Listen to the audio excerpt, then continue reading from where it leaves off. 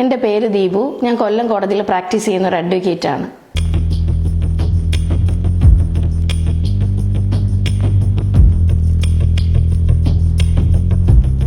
ഞാൻ ഇന്നിവിടെ പറയാൻ പോകുന്നത് നമ്മൾ എല്ലാവരും അറിഞ്ഞിരിക്കേണ്ട ചില ഫണ്ടമെൻ്റൽ ആയിട്ടുള്ള ചില നിയമവശങ്ങളെക്കുറിച്ചാണ്. പലർക്കും ഇന്നും പല കാര്യങ്ങളെക്കുറിച്ചും ഒരു അജ്ഞതയാണ് ഈ ലോയുടെ കാര്യം വരുമ്പോഴത്തേക്ക്. ഇപ്പം ഡേ ടു ഡേ ലൈഫിൽ നമ്മളൊക്കെ ഒരുപാട് ഇഷ്യൂസ് ഫേസ് ചെയ്യുന്നുണ്ട്. ഒരുപാട് ഇഷ്യൂസ് നമ്മുടെ എല്ലാ ജീവിതത്തിൽ വരാറുണ്ട്. അപ്പം അത്തരം ഒരു ഇഷ്യൂസ് വരുമ്പം എന്താണ് നമ്മൾ ചെയ്യേണ്ടത്, ഫസ്റ്റ് ഓഫ് ഓൾ എന്ത് ചെയ്യണം എന്നുള്ള കാര്യങ്ങളെക്കുറിച്ച് ഞാൻ വളരെ ബ്രീഫായിട്ട് ഒരു കാര്യമാണ് പറയാൻ പോകുന്നത്. ഇപ്പം ഇന്നത്തെ കാലഘട്ടത്തിലൊക്കെ ഒരുപാട് സിവിൽ ഡിസ്പ്യൂട്ട്സ് ഒക്കെ കോടതി മുമ്പാകെ വരാറുണ്ട്. അത്തരത്തിൽ മെയിനായിട്ട് വരുന്നത് മണി മാറ്റേഴ്സ് ഒക്കെയാണ്. ഇപ്പം പൈസ നമ്മൾ ആർക്കെങ്കിലും കടം കൊടുക്കുക, അത് കടം കൊടുക്കുന്ന അവസരത്തിൽ നമ്മൾ എന്തൊക്കെ ഡോക്യുമെന്റ്സാണ് വാങ്ങിക്കാറ്, അങ്ങനെയൊക്കെ ഒരുപാട് സംശയങ്ങൾ എല്ലാ ആളുകൾക്കും ഉണ്ട്. ഒരുപാട് പേര് നമ്മളെയൊക്കെ വിളിച്ച് ചോദിക്കാറുണ്ട്. ഇപ്പം നമ്മൾ കാശൊക്കെ കടം മേടിക്കുമ്പം ചെക്കാണോ മേടിക്കേണ്ടത്, അതോ പ്രോമിസറി നോട്ടാണോ, അതോ ബ്ലാങ്ക് പത്രങ്ങളാണോ, എഗ്രിമെന്റ്സ് ആണോ, അതോ കടം വാങ്ങിക്കുന്ന ആളുടെ നിന്ന് പ്രമാണങ്ങൾ വാങ്ങിക്കണോ, ടാക്സ് റെസീറ്റ് വാങ്ങിക്കണോ, അങ്ങനെയൊക്കെ ഒരുപാട് സംശയങ്ങളുടെ ഒരു നിര തന്നെ എല്ലാവരും ചോദിക്കാറുണ്ട്.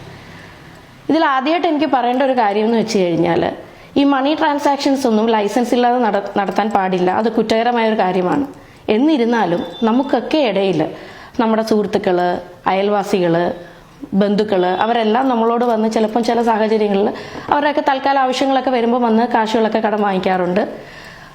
ഇന്ന ദിവസത്തിനുള്ളിൽ തിരിച്ചു തരാം, ക്രമപലിശ സഹിതം തരാം എന്നൊക്കെ പറഞ്ഞ് വാങ്ങിക്കുമ്പോൾ നമ്മൾ എന്തെങ്കിലും ഒരു ഡോക്യുമെന്റ് വാങ്ങിക്കും.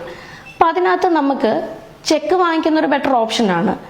ചെക്ക് വാങ്ങിക്കുമ്പോൾ നമ്മളൊരു പ്രധാനപ്പെട്ട കാര്യം ശ്രദ്ധിക്കാൻ ഉള്ളത്, ആ ചെക്ക് തരുന്ന ആളുടെ അക്കൗണ്ടിൽ ഉള്ളത് തന്നെയാണോ ആ ചെക്ക് എന്നുള്ളത് നമ്മൾ വെരിഫൈ ചെയ്യണം. ചിലർ പെട്ടെന്ന് ഓടി വന്ന് കാശ് കടം മേടിക്കും, ഒരു ചെക്ക് കൊണ്ടുവരും, നമ്മുടെ മുമ്പിൽ വെച്ച് ഒപ്പിട്ട് തരും. പക്ഷെ ആ ഒപ്പിട്ട് തരുമ്പം ആ അക്കൗണ്ട് ഹോൾഡർ തന്നെയാണോ അതെന്നുള്ളത് ആരും വെരിഫൈ ചെയ്യാറില്ല. ചെക്ക് മേടിച്ച് വെക്കും, കാശും കൊടുക്കും, പോവും. അവസാനം ചെക്ക് കൊണ്ട് നമ്മൾ ബാങ്കിൽ പ്രസന്റ് ചെയ്യുന്ന സമയത്ത് മാത്രമാണ് നമുക്ക് അറിയാൻ സാധിക്കുന്നത് ഈ ആളുടെ പേരിൽ അങ്ങനൊരു അക്കൗണ്ട് ഇല്ല. അങ്ങനെയൊക്കെ വരുമ്പം നമുക്ക് 138 ഓഫ് നെഗോഷ്യബിൾ ഇൻസ്ട്രുമെന്റ് ആക്ട് അനുസരിച്ചിട്ട് ഒരു കേസ് കൊടുക്കാൻ പറ്റത്തില്ല മജിസ്ട്രേറ്റ് കോടതി മുമ്പാകെ. അത്തരം സാഹചര്യങ്ങളിലും നമുക്ക് ഓപ്ഷൻ ഉണ്ട്. അതെന്താണെന്നുള്ളത് ഞാൻ പറയാം. 420 ഇന്ത്യൻ പീനൽ കോഡ് IPC 420 അനുസരിച്ച് നമുക്കൊരു കംപ്ലൈന്റ് കൊടുക്കാൻ പറ്റും. പോലീസിൽ പരാതി കൊടുക്കുക, കേസ് കൊടുക്കുക ഒക്കെ ചെയ്യാം. അതിനും ഓപ്ഷൻ ഉണ്ട്. ബട്ട് നമ്മൾ എപ്പോഴും ശ്രദ്ധിക്കണം, ചെക്ക് മേടിക്കുമ്പോൾ അക്കൗണ്ട് ഹോൾഡർ അതാണെന്ന് വെരിഫൈ ചെയ്തിട്ട് മാത്രം നമ്മൾ ചെക്ക് മേടിക്കുക. നമ്മുടെ മുമ്പിൽ വെച്ച് തന്നെ ഒപ്പിടാനും മറ്റ് എൻട്രീസ് ഒക്കെ അവരുടെ കൈപ്പടയിൽ തന്നെ കഴിയുന്നത് ഫില്ല് ചെയ്യുന്നത് വളരെ നല്ല കാര്യമാണ്. പണ്ടൊക്കെ ഒരുപാട് ബ്ലാങ്ക് സൈൻ ചെക്കാണ് വാങ്ങിക്കാറ്. എൻട്രീസ് ഒക്കെ അവരവരുടെ ഇഷ്ടത്തിനൊക്കെ പിന്നീട് ഡിജിറ്റ്സും തുകയൊക്കെ മാറ്റി ചെയ്യാറുണ്ട്. അതൊക്കെ ഒരുപാട് കോമൺ ആയിട്ട് നടക്കുന്ന കാര്യം. പക്ഷെ കഴിയുന്നതും ആ എൻട്രീസ് ഫില്ല് ചെയ്യുമ്പോൾ ആ തരുന്ന ആളുടെ കൈപ്പടയിൽ തന്നെ ഫില്ല് ചെയ്ത് കഴിഞ്ഞാൽ ഒരു കേസ് വരുമ്പോഴത്തേക്ക് അത് നമുക്ക് വളരെ പ്രയോജനം ചെയ്യും. ചില ആളുകൾ ഈ വലിയ 1 ലക്ഷം, 5 ലക്ഷം, 3 ലക്ഷം അങ്ങനെയൊക്കെ രൂപകളൊക്കെ കടം വാങ്ങിക്കുമ്പോൾ പ്രോമിസറി നോട്ട് മാത്രം വാങ്ങിക്കും. പ്രോമിസറി നോട്ട് വാങ്ങിക്കുമ്പോൾ നമ്മൾ ശ്രദ്ധിക്കേണ്ട ഒരു കാര്യമെന്ന് പറഞ്ഞാൽ, ഈ പ്രോമിസറി നോട്ടോ മറ്റ് എഗ്രിമെന്റുകളോ അതൊക്കെ വാങ്ങിക്കുന്ന സമയത്ത് നമുക്കൊരു സിവിൽ റെമഡി മാത്രമേ അതുകൊണ്ട് നമുക്ക് ചെയ്യാൻ പറ്റത്തുള്ളൂ. പ്രോമിസറി നോട്ട് ഉപയോഗിച്ചിട്ട് നമുക്ക് ക്രിമിനൽ ആയിട്ട് ഒന്നും ചെയ്യാൻ പറ്റില്ല. ആളുകൾക്ക് പലർക്കും ഇപ്പോഴും അറിയില്ല. ഇപ്പൊ സിവിൽ റെമഡി എന്ന് പറഞ്ഞാൽ ആ കടം വാങ്ങിക്കുന്ന ആളുടെ പേരിൽ സ്ഥാവര ജംഗമ വസ്തുക്കളോ മറ്റെന്തെങ്കിലും ജോലിയോ സർക്കാർ ജോലിയോ അങ്ങനെ എന്തെങ്കിലുമൊക്കെ ഉണ്ടെങ്കിൽ ഒരു സിവിൽ റെമഡി നമ്മൾക്ക് കിട്ടത്തുള്ളൂ. അതുപോലെ അല്ലാതെ ഈ പ്രോമിസറി നോട്ട് വാങ്ങിച്ചത് കൊണ്ട് നമുക്കൊരു കേസ് കൊടുക്കാൻ വിധിയാക്കി ഇടാം എന്നല്ലാതെ ആ വിധി കൊണ്ട് നമുക്ക് പ്രത്യക്ഷത്തിൽ യാതൊരു ഗുണവും ഉണ്ടാവുകയില്ല. അപ്പോൾ നമ്മൾ അത്തരം സാഹചര്യങ്ങളിൽ ചെക്കാണെന്നുണ്ടെങ്കിൽ സിവിലും ക്രിമിനലും നമുക്ക് പറ്റും. ഒരേ ചെക്ക് ഉപയോഗിച്ചുകൊണ്ട് സിവിൽ കേസും ഫയൽ ചെയ്യാം, ക്രിമിനൽ കേസും ഫയൽ ചെയ്യാം. ക്രിമിനൽ കേസ് നമ്മൾ കേസ് നടത്തി നമ്മുടെ ഭാഗം തെളിയിച്ചു കഴിഞ്ഞാൽ ജയിൽ ശിക്ഷ, അതുപോലെ ചെക്ക് എമൗണ്ടിന്റെ ട്വൈസ് എമൗണ്ട് ഫൈൻ, അതാണ് അതിന്റെ ഒരു പീനൽ ഇത് വരുന്നത്. അപ്പൊ അതുവരെ നമുക്ക് കിട്ടും. അതിനകത്ത് പ്രോപ്പർട്ടി ഒന്നും വേണമെന്നില്ല.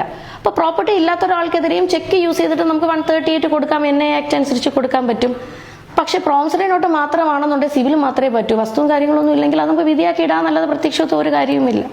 പിന്നെ സിവിൽ കേസുകളിലും നമുക്ക് പ്രിസണിൽ ഇടുന്ന ഓപ്ഷനൊക്കെ ഉണ്ട്. ഒരു സിവിൽ കേസ് വിധിയായതിനു ശേഷം എക്സിക്യൂഷൻ പ്രൊസീഡിങ്സിനകത്ത് വരുമാനം ഉണ്ടായിട്ടും മനഃപൂർവ്വം ഈ പ്രതി നമുക്ക് കാശ് തരാതിരുന്നു കഴിഞ്ഞാൽ സിവിൽ പ്രിസണിൽ ഇടാൻ വകുപ്പുണ്ട്. പക്ഷെ അത് വരുമാനം ഉണ്ടെന്ന് നമ്മൾ പ്രൂവ് ചെയ്യണം. ജോലി അങ്ങനെ അല്ലാതുണ്ടെങ്കിൽ ആ ഒരു ഓപ്ഷൻ അതിനകത്ത് ഉപയോഗിക്കാൻ പറ്റില്ല. മാത്രമല്ല പ്രോമിസറി നോട്ടൊക്കെ തരുന്ന സാഹചര്യങ്ങളിൽ സ്ത്രീകളാണ് പ്രോമിസറി നോട്ട് തരുന്നതെങ്കിൽ അവരുടെ പേരിൽ വസ്തുവോ മൂവബിൾസോ ഇമൂവബിൾസോ ഒന്നും ഇല്ലെന്നുണ്ടെങ്കിൽ സ്ത്രീകളെ നമുക്ക് ജയിലിൽ വിടുന്നതിന് ഓപ്ഷനും ഇല്ല. സിവിൽ കേസുകളിലും എക്സിക്യൂഷൻ സ്റ്റേജിലും ഈ മണി മാറ്റേഴ്സിൽ സ്ത്രീകൾ എക്സംപ്റ്റഡ് ആണ്. സിവിൽ പ്രിസൺ ഒരു വാറന്റിനുള്ള നോട്ടീസും കാര്യങ്ങളോ സ്റ്റെപ്സോ ഒന്നും നമുക്ക് സ്ത്രീകൾക്കെതിരെ എടുക്കാൻ പറ്റില്ല. അപ്പൊ എന്തുകൊണ്ടും ഒരു ചെക്കായിരിക്കും അതിനകത്തൊരു ബെറ്റർ ഓപ്ഷനായിട്ട് വരുന്നത്. അതുപോലെ തന്നെ ഈ സാമ്പത്തിക ഇടപാടുകൾ സംബന്ധിച്ച് സിവിൽ കേസൊക്കെ ഒരു 3 വർഷത്തിനുള്ളിൽ വേണം നമ്മൾ കൊടുക്കാൻ. ലിമിറ്റേഷൻ ആക്ട് അനുസരിച്ച് 3 years ആണ് അതിന്റെ ലിമിറ്റേഷൻ. 3 വർഷത്തിനുള്ളിൽ. 3 വർഷം കഴിഞ്ഞു കഴിഞ്ഞാൽ ഒരു കോടതിയിലും നമുക്കത് യൂസ് ചെയ്ത് കേസൊന്നും ഫയൽ ചെയ്യാൻ പറ്റത്തില്ല. ചെക്ക് കേസും കൊടുക്കുന്നതിന് മുമ്പായിട്ട് നമ്മൾ 15 ദിവസം ഒരു വക്കീൽ നോട്ടീസ് അയക്കാറുണ്ട്. അപ്പോൾ ഈ മണി മാറ്റേഴ്സിൽ കൂടുതലും അങ്ങനെയൊക്കെയാണ് വരാറുള്ളത്.